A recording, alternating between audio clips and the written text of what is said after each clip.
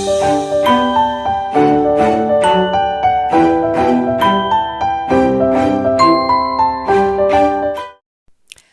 everybody, Carolyn Caldwell here with day 5 of the Organizing Spring Fling, the Organizing Challenge for April.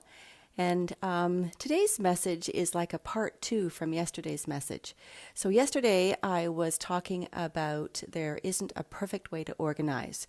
Organize perfectly is what works for you, your family, your office, your work group, or whoever needs to use the material that's being organized. So the natural follow-up from that is to understand how each of you or your particular group or your family or your workmate or whomever actually does organize. And the kinds of things to look for are things like basically how do you process the environment? How do you process the world around you? Do you find yourself talking to yourself a lot, in which case you may be an auditory and a verbal processor or verbal processor? Do you describe things using picture words? Do you like to see things, in which case you may be more of a visual processor? Do you like to touch things? Kinetic processor, smell things, olfactory processor. All of us process the environment in different ways. We process the things around us differently. And what we've found is that organizing follows naturally from that way that we process things.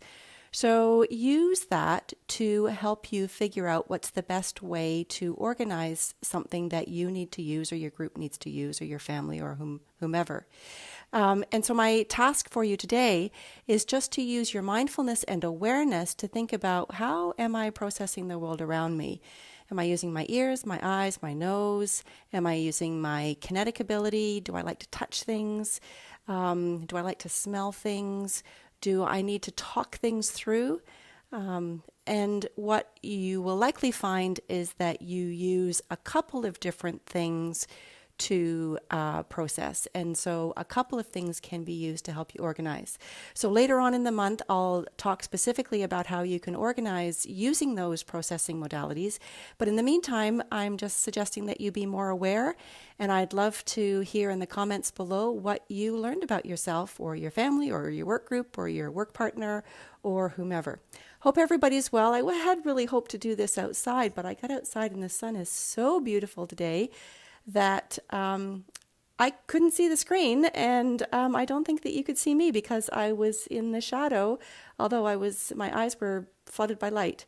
So, and then of course I couldn't pick up a signal because I was too far away. So I hope those comments are helpful, and I look forward to seeing you tomorrow. Take care, everybody. Bye now.